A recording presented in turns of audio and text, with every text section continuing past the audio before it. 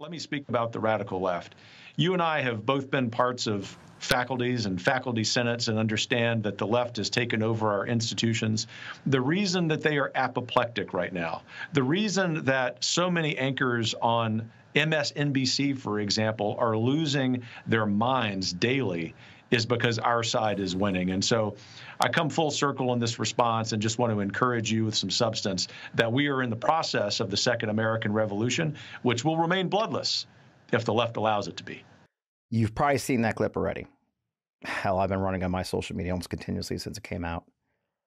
Listen to those last words, how chilling they were. Maybe you only saw the last few seconds of that clip online. I wanted to run that whole minute or so, 30 seconds of him saying in his 3 points that he made. That was on Steve Bannon's show with former congressman. Listen to what he said. He said that we're in the midst of the Second American Revolution, which will remain bloodless as long as the left allows it so. Okay, so who is that guy? That is Kevin Roberts. He is the president of the Heritage Foundation. Now, look, those of us have been around for a while. I was in the military. Heritage Foundation was actually a fairly respected think tank. Their defense side has always been one of the top organizations that people turn to. My gosh, just last June of a year ago, the chairman of the Joint Chiefs appeared at one of Heritage's events. Just in January, the Secretary General of NATO spoke at the Heritage Foundation. Okay, that's who they are.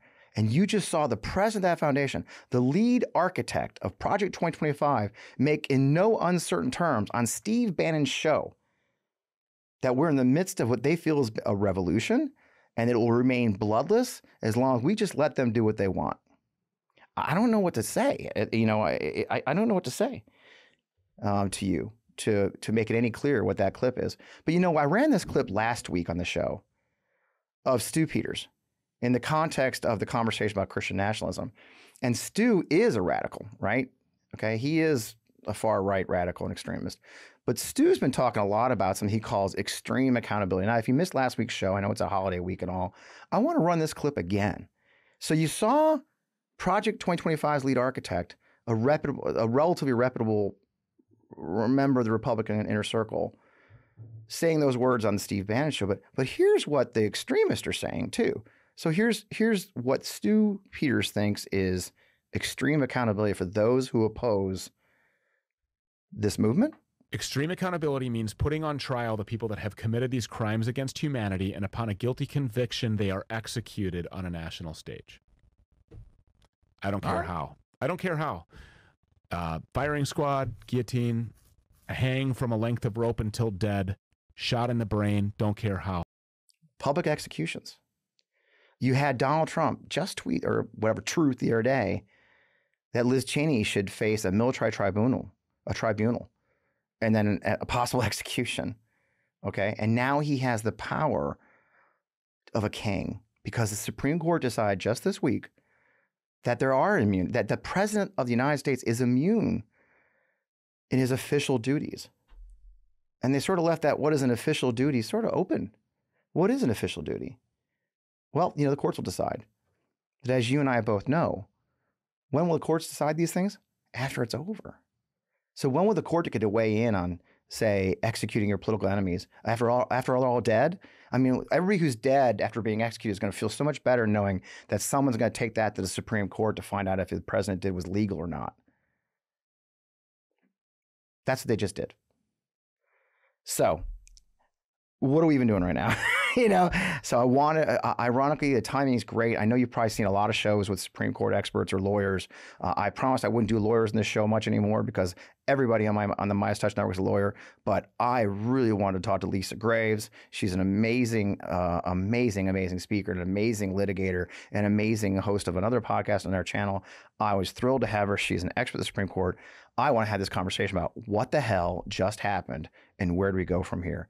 I am Fred Wellman, host of On Democracy FPL, and that's where you are right now, right here on the Midas Touch Network and the On Democracy Podcast YouTube channel, and of course, wherever you find your podcast source. We really appreciate you being here. This is an important conversation this week. I hope you'll watch. I hope you're enjoying your holiday weekend, but this show matters. So let's get on with it.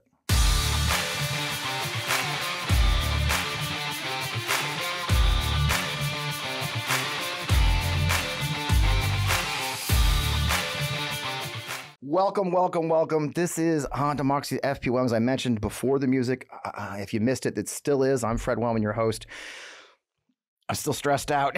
It's just, anyway, Lisa Graves is our guest. She's a nationally known expert in the judiciary, hosts the Courier News Network's Grave and Justice podcast, which explains key cases decided by the Supreme Court this summer, how they relate to larger issues with a focus on the decades-long right-wing capture of the court.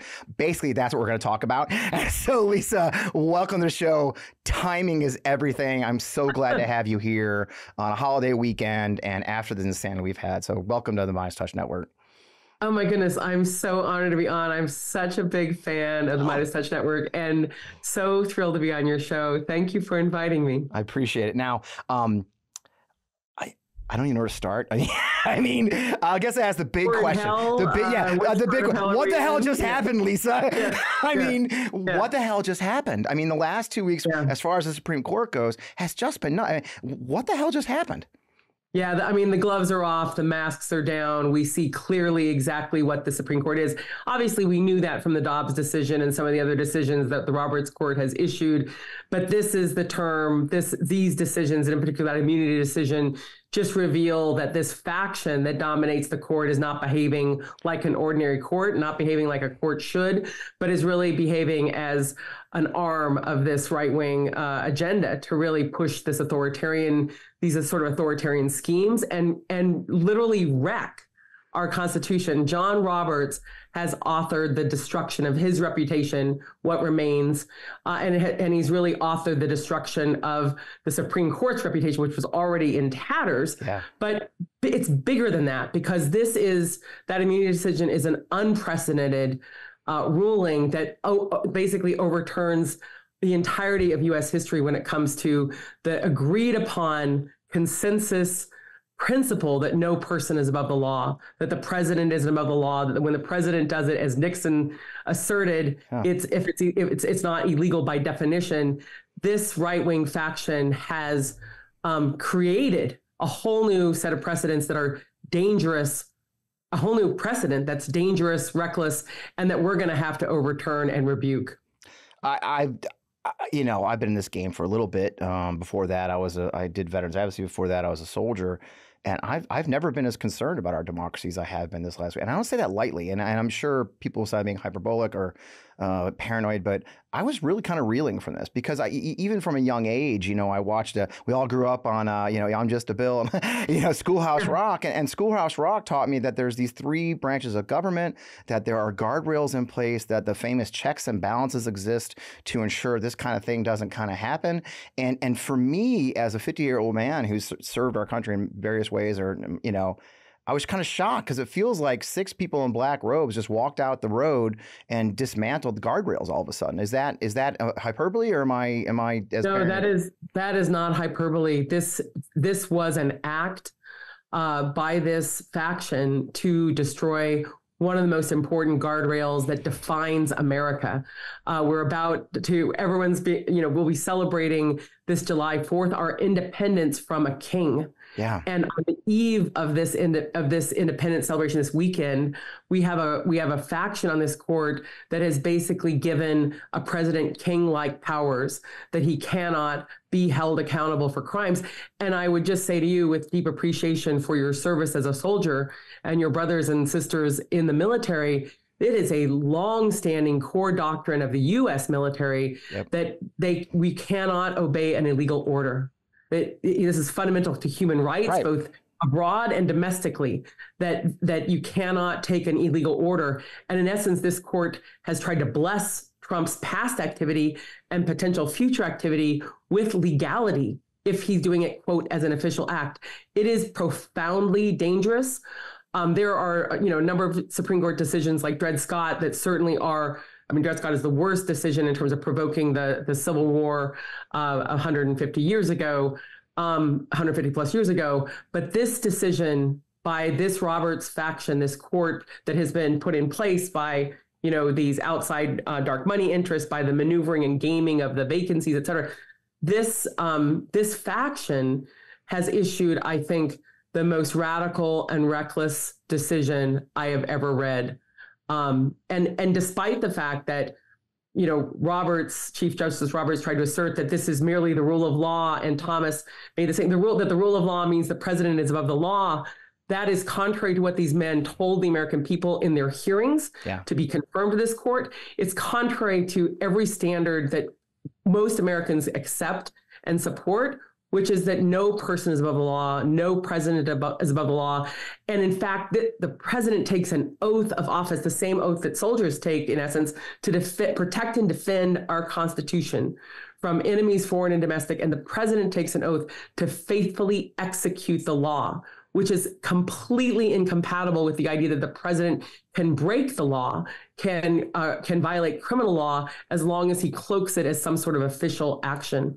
It's terrifying. And for me, I've had a lot of people come back at me saying, no, it's still guardrails in place. I mean, people can stop. And I pointed out in one of my many posts and says, like, well, I just feel better knowing that when I get drone striked in my house by the military because I'm an opponent of the president's, that my survivors can sue them, and that will make its way to the Supreme Court to decide if he actually did it as an illegal act or not, right? Because that's what people don't get. I keep telling people, I literally had a conversation today online with someone saying, no, Fred, it'll work out. Like, no, it's time. Look, I say this a lot, and I know we're not supposed to say Hitler, I get it, but my God, Hitler was legally made the chancellor in January of 33. By March of 33, he got in the Enabling Act and was essentially a dictator 6 months later.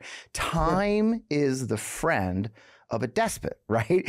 And so am I wrong to think that the Supreme Court has added a time factor in all this that empowers the most ruthless, and evil is empowered by time, right? Right.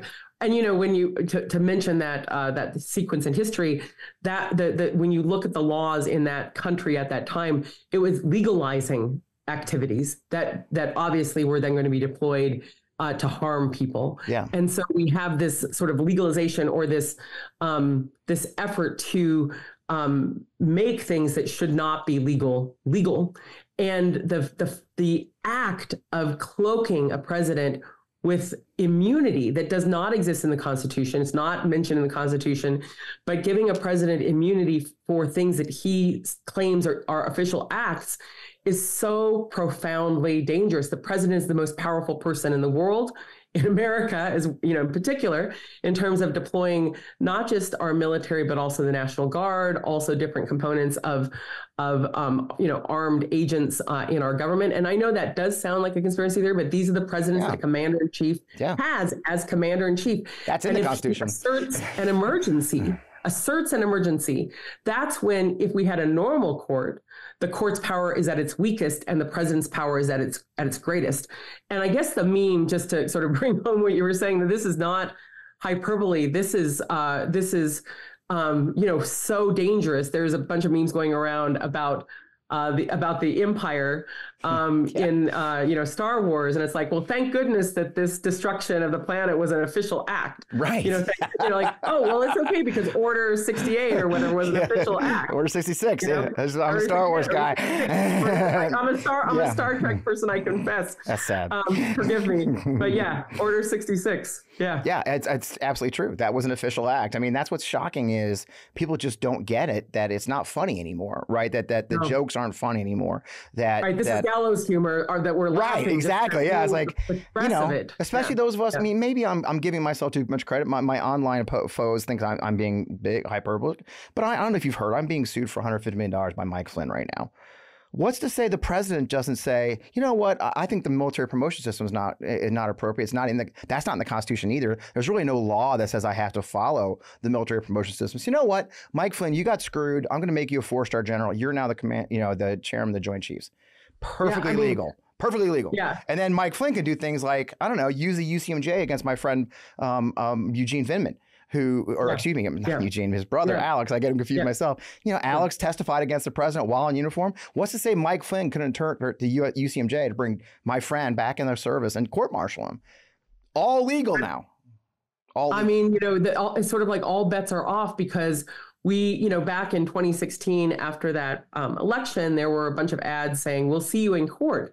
That was before the courts were packed by Trump with the help of some of these other folks who had very extreme views of the law. He put more than 230 judges on the federal bench, including 3 judges on the Supreme Court. And those 3 have now joined with Thomas and Alito and Roberts to issue this ruling. And it is so extraordinarily dangerous. And we should talk about Mike Flynn. Yeah. I know you've got some limits on what you can say, I'm sure, because of the suit, but like, I personally, in my opinion, I'm appalled that he ever held any significant rank because of his the notion that he would urge a president to declare martial law, right, for the reasons that he has suggested. Yeah. It is genuinely appalling. That's my personal opinion. I'm going to stand by it. But yeah, to your mine broader too. point, to your broader point about the powers that a president could pursue, we don't have to imagine this. Trump has been saying just this past weekend that he thinks that Liz Cheney should be brought before a military tribunal for her role in Congress investigating the violent attack on our Capitol. Yep. He has said himself, these aren't his proxies, that he thinks that the politicians, meaning the elected officials in charge of the House and Senate, that sought to investigate the devastation that his incitement led to on January 6th, that they should be charged and jailed. He has said that there should be no rules of independence for agencies, particularly the Justice Department. So this isn't hypothetical. And that's also why this faction's ruling is so dangerous. It's not in the abstract. First of all, the court shouldn't be issuing rulings in the abstract anyway. Right. But this decision has been issued in the context of a person who has routinely defied the law, has never been held accountable for a variety of, activities. Let me just take that back. He has been found guilty in New York by a state court, but he has not been found accountable for his activities around January 6th or the taking of these classified documents, very sensitive documents. Yep. And he's made these statements on what he would do with his power. And so that's why, it would be reckless without this character on the political scene to basically imbue any president with this sort of immunity, invent this immunity for a president. But in this context, and I say that in my personal capacity, it is reckless. It's beyond reckless because it's basically acting as if these are normal times. We have people in power who would not violate the law, who would assiduously follow it. In fact, we have evidence after evidence that that's not the case, from the horse's mouth. Right. And their entire administration. The Hatch Act was a joke. They've never respected the law. And look, I was explaining something the other day. I was the CEO of a company. I was the executive director of the Lincoln Project. I got to say, at Lincoln Project, the lawyer was my best friend for reasons. Yeah. We had two. But there's people who work with their general counsel or lawyer, right? And the lawyer's like, hey, you can't do that. You can't do that. What I tell people all the time, the difference between the average person doing this, leader doing this, is Trump's have always made people like, here's what you can get away with. Here's what you can do, right? And Trump's whole modus operandi since he was a child, if you will, has been, sure, I know what the rules say, but what can I get away with? Like, how can I structure things so that and so when you put that you flip the script. Just yesterday, we saw it, 2 days ago, where we're filming on Wednesday, where President Biden got up and said, I'm not going to use these powers. That's the power of our opponent. The opponent, they don't effing care. They're right. They know that decent people won't do those things, and they're going to use that power of decency against us. And that's what makes me angry about this whole thing and Donald Trump's not the last one. I live in Missouri. People had this fantasy that when Donald Trump goes away, it's all over. My God, I live in Missouri. There's a freaking 150 little Donalds right now, right here in Missouri, chonking me at the bit to be the next guy, right? Yeah. Yeah. No, it is. We've seen this rise of this authoritarian trend or this sort of acceleration of this. And so it was not over in 2020. It's not over in 2024. There has been a concerted effort to really propagandize people and to push them to embrace things that are not true, like this idea that a president has immunity. There are other things, a number of other things I could go into, but we have entered this universe where there are a number of people who believe the Constitution says things like that we should have prayer in public schools or something, when in fact the Constitution, if you were a constitutionalist, if you were someone who really believed in original intent or just the plain language, the Constitution expressly forbids a religious test for office. I'm not making that up. That's not some liberal fantasy, right? Progressive thing, or, that's neutral. Right. That is the longstanding commitment of our Constitution that we will not have an establishment of religion. That's the language of the Constitution, no establishment of a religion and no religious test for office. But many people in Missouri and other places, Louisiana, Oklahoma, somehow believe that the Constitution is the Bible or something. Like this is a whole other topic aside from our Supreme Court, which has eroded this wall between church and state deliberately as well. Yeah. Along with other decisions of these past 2 years. But this is fiction. The Constitution expressly forbids establishment of religion and expressly forbids religious test for office. But we have now a growing group of people who think, no, in fact, and Michael Flynn is one of them who has suggested that this is a Christian nation and it should be a Christian nation under one God. Those were his words. Yep. And there are other people who believe that because powerful people like Flynn and Trump say that. Saying it doesn't make it true. But I think a lot of people have never read the Constitution. I personally believe, again, in my opinion, that Donald Trump has never actually read the Constitution. I would be 100% shocked if he had read it. Yeah. Too long. Yeah. That's a great place for us to take a break. Let's take a sponsor break real briefly, and then we'll come right back. We've got a lot to talk about still. Lumen's the world's first handheld metabolic coach. It's a device that measures your metabolism through your breath. And on the app, it lets you know if you're burning fat or carbs and gives you tailored guides to improve your nutrition, workout, sleep, and even your stress management. Not that I have stress in my life. Now, all you have to do is breathe in your Lumen first thing in the morning. You'll know what's going on with your metabolism, whether you're burning mostly fats or carbs. Then Lumen gives you a personalized nutrition plan for that day based on your measurements. You can also breathe in before you go on your workouts, before you go for a meal. You know exactly what's going on in your body in real time, and Lumen will give you tips to keep you on top of your health game. So look, your metabolism is your body's engine. We all know this. You probably learned this in health class, right? It's how your body turns the food you eat into the fuel that keeps you going. I've been tracking macros and nutrients and nutrition for years as I try to maintain my health as I age. Because your metabolism is the center of everything your body does, optimal metabolic health translates to a bunch of benefits, including easier weight management, improved energy levels, better fitness results, better sleep, better moods even, if you will. Lumen gives you recommendations to improve your metabolic health right in your hand. So if you want to take the next step in improving your health, go to lumen.me/Fred. You'll get 15% off your Lumen. That is lumen.me/Fred for 15% off your purchase. Thank you, Lumen, for sponsoring our show this week. We really appreciate you. And man, it's a great device. You know, nowadays, when I drink alcohol, I don't bounce back the next day like I used to. So, a lot of the time, in the last few years, I'd be the only person in the group not drinking, or I'll end up just skipping plans with friends altogether. And, frankly, that was until I found ZBiotics, thanks to this show. ZBiotics pre-alcohol probiotic is the world's first genetically engineered probiotic. It was invented by PhD scientists to tackle rough mornings after drinking. And let me explain here. Here's how it works, right? When you drink, alcohol gets converted to a toxic byproduct in your gut. It's this byproduct, not dehydration, that's to blame for your rough next day. ZBiotics produces an enzyme to break this byproduct down.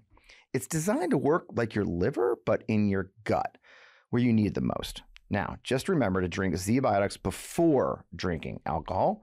Then, as always, especially us old guys, drink responsibly, and then get a good night's sleep to feel your best tomorrow. I'll be honest, the first time I tried ZBiotics was at a wedding I was going to with family, and we tend to tie one on. As instructed, I drank a bottle of ZBiotics before any alcohol, and I was amazed how good I felt the next day. I was able to travel home. Every time I have a ZBiotics before drinking, it takes a much different day the next day. Either drinks the night before, I know I'll be able to get back to my daily routine, like working out, doing my big garden you guys hear a lot about, or going for my long walks with ease. Now, give ZBiotics a try for yourself. Go to ZBiotics.com/Fred to get 15% off your first order when you use Fred at checkout. ZBiotics is back with a 100% money-back guarantee, so if you're unsatisfied, for any reason, they'll refund your money, no questions asked. Remember, head to ZBiotics.com/Fred. Use the code Fred at checkout for 15% off. And I really want to, as always, thank ZBiotics for sponsoring this episode and being a longtime partner of our show. Whew, we talked a lot about a lot of stuff. I guess the big question is, I think a lot of average Americans just don't understand how we got here. I mean, we woke up one day, we had major rights, and then starting with Dobbs, we've had right after right stripped from us. And it's not just the immunity decision. The Chevron rule is going to have a deep impact. I mean, it's very confusing to a lot of people. I guess this didn't happen overnight. How did we get here, Lisa? I mean, how did we end up in a spot where these 6 radical people are making such monumental decisions and literally changing the entire legal precedent of our country? Yeah, it's hard to remember in part because of time and because it's sort of pre-Google. But there was a person who was put on the Supreme Court by George Herbert Walker Bush. His name was David Souter. Yeah, he had good Republican credentials. He'd been a judge on a New Hampshire Supreme Court, but he actually followed the legal precedents of the 20th century. He did not inject his personal view into the law. He did what these nominees claim they'll do, which is they're just going to follow the law.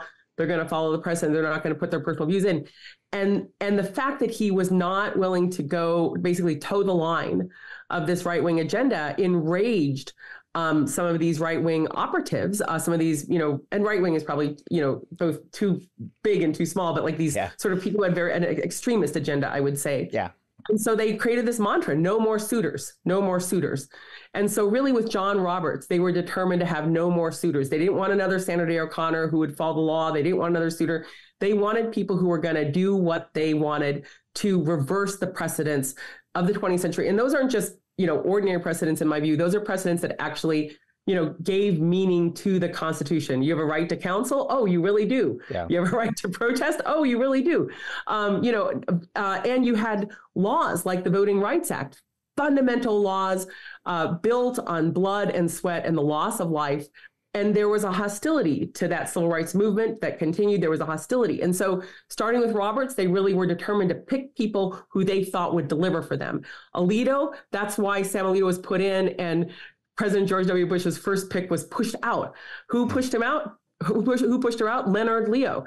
Leonard Leo was then the vice president of Federal Society. His role was raising money from big donors. So he was working with Charles Koch and other big donors over the years to basically put the people they wanted on the court, the people that Leonard Leo, before he became famous, had really helped push onto the court. And then you saw that come to full blossom, in essence, with these Trump nominees, where Leonard Leo was expressly the person that the decision of who was going to go on the list was outsourced to. He got very rich in the process. There's a big story in the Washington Post that tells the story about how this volunteer seemingly gained a lot more money while he was choosing these nominees. But you had people who were pre-cleared for their devotion to this agenda to reverse our precedents. And so it's been, nearly 20 years in the works. Obviously, they got it right from their perspective on Thomas, but they had to find billionaires to keep him on office with, gifts and the like, so that they wouldn't lose a sure vote. But this scheme has been underway for about 2 decades. And as Don McGahn, who was Trump's White House counsel for a period, said in an article in the New York Times today, sort of what happened on these other rulings, in particular about government power to regulate corporations. This was the case. This was the plan all along. Wow. That's paraphrasing him, but like the quote, the quote in essence is, we got these decisions aren't random. Yeah. These decisions are the result of the plan they put in place. And carefully created lawsuits, right? Or carefully created crimes. And it goes to I think a lot of people miss, and I did, I think probably, but we missed the fact that the red state made the red states have passed these laws. Alec and I has been out there writing laws that they know would be challenged and make their way to the Supreme Court. They got their friendly guy in Kazmik. Thank you. Yeah, down in Texas. I mean, the fix is in, and they finally have this path. They keep court shopping to his court for these laws. They're building these laws to be challenged. I mean, and like you said, you mentioned Louisiana with the 10 Commandments now. Oklahoma decided they're going to come out and make you teach the Bible now. These were going to be, they know it's going to be challenged. And they literally said, Louisiana people were on TV. I had a guest last week talking about Christian nationalism. She flat out said, go for it. That we're ready. Yeah. We want you to. This is the fix they're talking about. It'll make its way to the Supreme Court, and they're hoping that since they don't give a shit about precedent, they'll throw the whole thing out, right? Doesn't matter. Yeah, I mean, and the thing about the court, that this faction, but the court in general, is that this Supreme Court only has to take a few cases as a mandatory court. So, like, if a state sues another state over water or something, Right. the court has to take that case. But almost all of its cases, it doesn't have to take. It has more than 8,000 petitions every year, and it has been choosing about 60 to 70. Handpicking those cases that it wants to change the law in. So you have this faction now that dominates the court that is literally saying, this is the year we're going to destroy the power of executive branch agencies to issue regulations or to have those regulations be get deference by judges. This is the year we're going to change the rules so that for decades, the SEC, in regulating fraud in the market, on the stock market and publicly traded companies, they can't use administrative law judges. This is the year and each year they're choosing these different policy issues, public policy issues, in order to rewrite the law. This court is not acting like a court that's merely resolving disputes in a fair and even-handed way. It's handpicking the cases that it wants to change our rights on and rolling back our rights. And it's doing so, as you said, with the help of these groups, many of which also, are part of the same funding machine that put those justices in place. Yep. But those groups are filing cases or working with allies in those states to enact, to either bring radical cases, basically like the suits that have gone through Kaczmarek, or to enact radical laws in the hope that this court will rule in their favor. It's just, it is heartbreaking. I mean, I struggle for words, and I've struggled for words all week to explain and just how devastating this all is, right? Where we're going. And then what's also scary, at least I'm sure you're keeping track of what's coming, right? My understanding is there's cases they're already talking about taking on transgender rights and transgender healthcare, right? I mean, they're setting up the next set, which is almost more terrifying than we've already seen, isn't it? Well, it's a continuing horror story, basically. There's also the Honolulu climate case in terms of trying to, stop a city from holding oil companies accountable for the harms that they're experiencing from the climate changes underway. In essence, there are no guardrails, as you began. There's no guardrails on the power of the president in terms of this official acts thing, but there's no guardrails on this court. This court has now signaled, would be an understatement, basically declared that it is going to, it is unrestrained in reversing precedents that have stood our nation well, served our nation well for decades. And that includes the Chevron doctrine that basically said, these executive branch agencies through the rulemaking process where people have an opportunity to comment can make rules within their expertise about, things like air quality in the workplace or whatever. Congress, Congress is not going to legislate at that level, that micro level. It just simply can't. And so there are these experts. And now we have the Supreme Court faction saying that we're going to discard this precedent, and judges who have been handpicked not for their expertise in any of these areas, but actually for their devotion to this hostility to agency power, to regulations and more, they can substitute their judgment for these executive branch agencies. So we have sort of an imperial court that is also a court that has refused to enforce any real ethics codes or any ethical standards that all other judges in the country actually follow. Right. We have this corrupted court, and it's acting like it has imperial powers, and it has now imbued a president, in particular Trump, retrospectively, with imperial powers. This is not the America as we know it. No. It's not the America we should be. It's not the America we must be. And that was my next question. I mean, the corruption is so naked. This corruption is so obvious, and they don't give a damn. I mean, I saw somebody say today, like, wow, Supreme Court's popularity is at 12%. That says something. Like, no, they don't give a shit. They don't. Putin's popularity doesn't matter either. You know why? Because you're untouchable. So I guess that's the question. Is there anything to be done? Is there anything Congress can do in their checks? I mean, I've seen noise. I myself have in a fit of anger may have said, "Where the fuck is the Senate?" Maybe I did that. Maybe not. I don't know. Check Twitter. Is there anything in our system that allows there to be a check or a balance on any of this? Well, there are, but it's going to take more people in Congress who are devoted to it to make it happen. Yeah. But there's a growing movement, and the American people get it. That's actually one of the great but horrifying things Right. about what we're facing is the American people get that this court is out of control, that it is not trustworthy, that it is acting out of bounds, and they want something done. So they need to get more people in Congress to do something. There is a growing movement. There's tremendous effort. Obviously, Senator Whitehouse has spearheaded the way, along with Senator Blumenthal and others on the Senate side, to try to have some, move court reforms forward. We now have a growing number of members of the House, including Jamie Raskin, and others who have stepped forward, along with Hank Johnson and other members, to say we have got to reform this court. They held a shadow hearing last month that was really illuminating. They've actually supported a full-on gift ban for the court, which is absolutely right. But there are real reforms that people are moving forward, including term limits, expanding the court to unpack the court.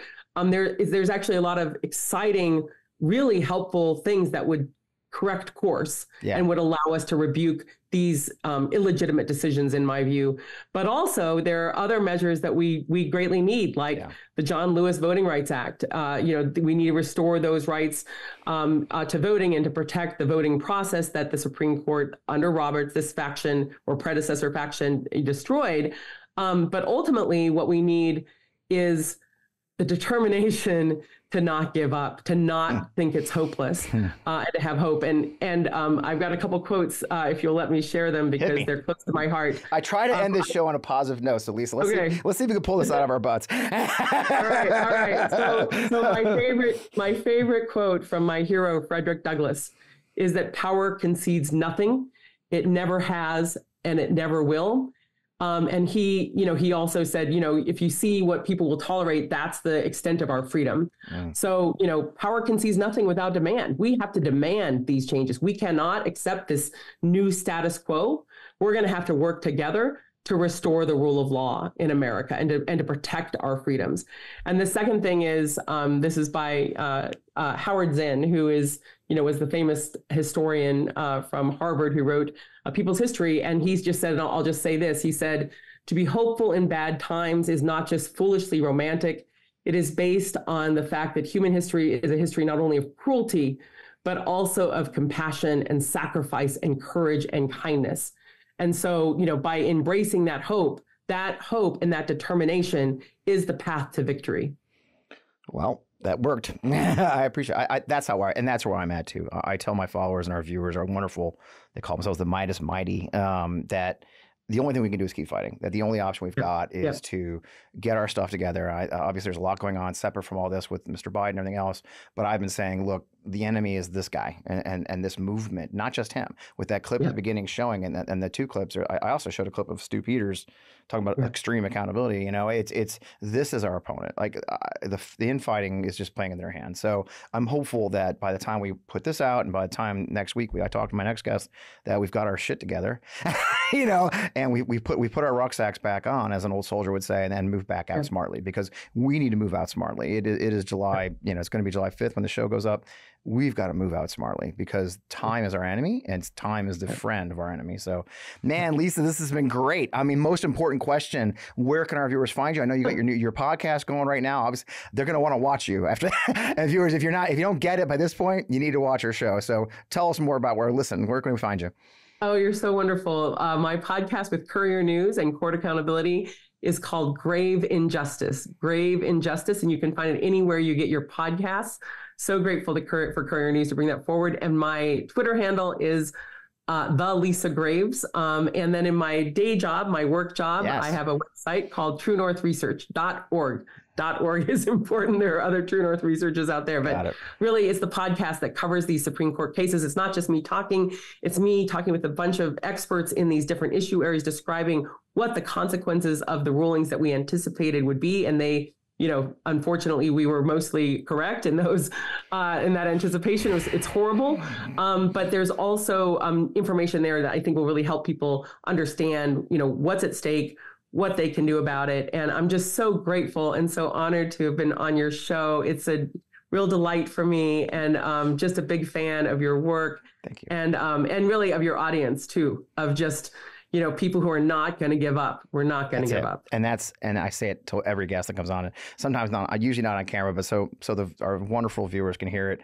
I always tell our guests, you can look at the comments. What gives me joy of being part of the Midas Network as a creator and I was brought in over a year ago now, is I get to read the comments and have intelligent conversations with wonderful people who are passionate about their democracy and their country and care about it. So I don't thank them enough, but I always tell my guests off camera, yeah, you can look at the comments. And so I encourage them. I always pop in and say hi until it gets to be about 1,000 comments. And then I'm like, okay, I love you guys, but I can't answer all of you. But thanks for joining us, Lisa. I can't wait to talk to you again. I think you're stuck. You're going to be coming back again. So I appreciate all you do and keep up the fight.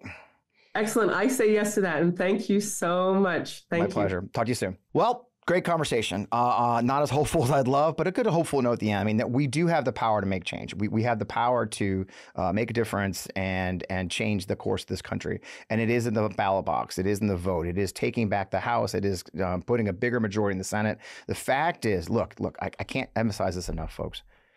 Every single Republican is part of this now. Look, I know maybe you like your congressman. Hey, he's a good Republican.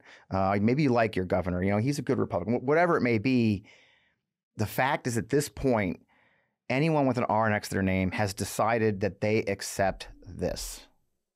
Okay? They've decided that Stu Peters speaks for them.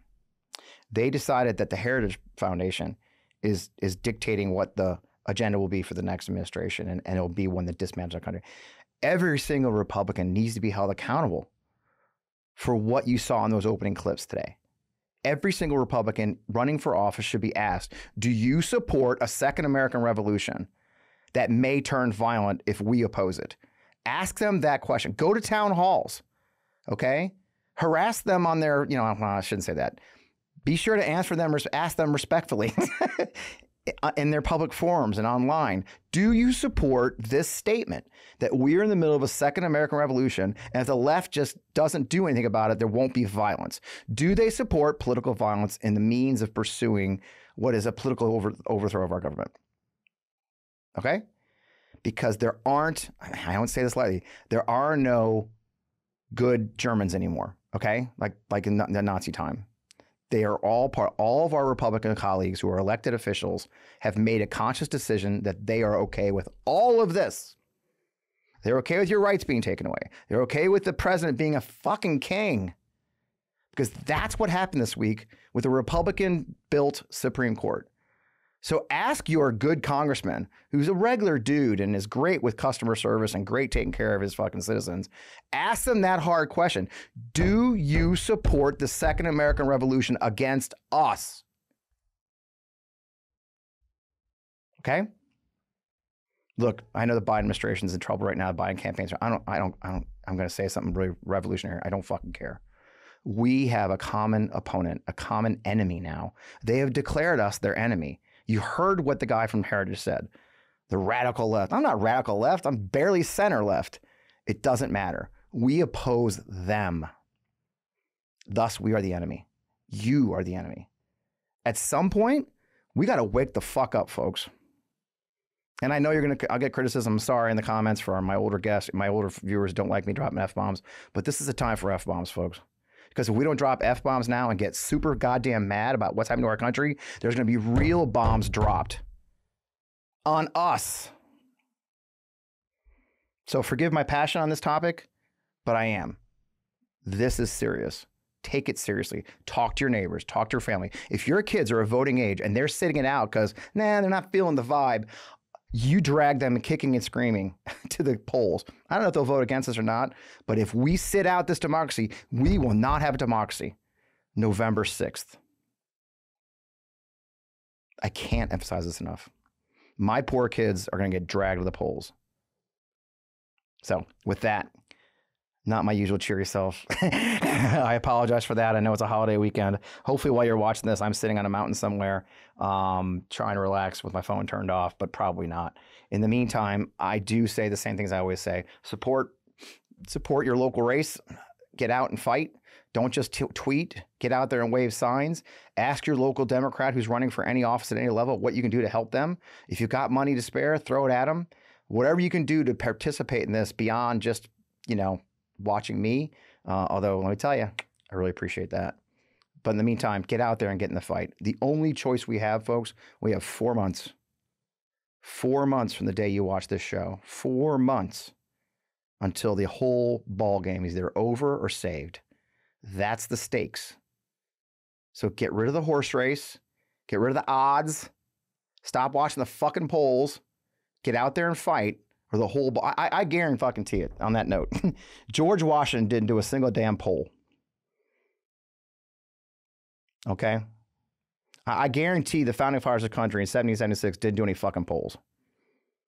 They got in the fight. They risked it all. Are you up to that task? Ask yourself that. Are you up to the task? Because that's the stakes, and that's not hyperbole. I've been angry. Matt's going to wave at me soon. What a great conversation. I'm so glad Lisa joined me. We've been planning this for a while. The timing couldn't have been better or worse, as the case may be. I urge you, my dear friends and followers, thank you so much. Hundreds of thousands of you watch this show. It is so very, very humbling for me as a regular dude off the streets of St. Louis, Missouri, to be able to talk to you and have you listen to my words and listen to my guest. I can't thank you enough. On our Independence Day weekend, as an old soldier who served his country for about 22 years and another 4 in college, thank you. Our democracy matters. It matters so much. We are the icon of the world in many ways. Are we perfect? Not any stretch of imagination.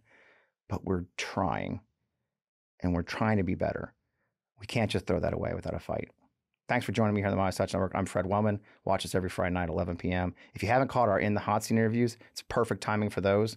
We were interviewing some amazing candidates. This last week, I interviewed Angela Alsobrooks of Maryland.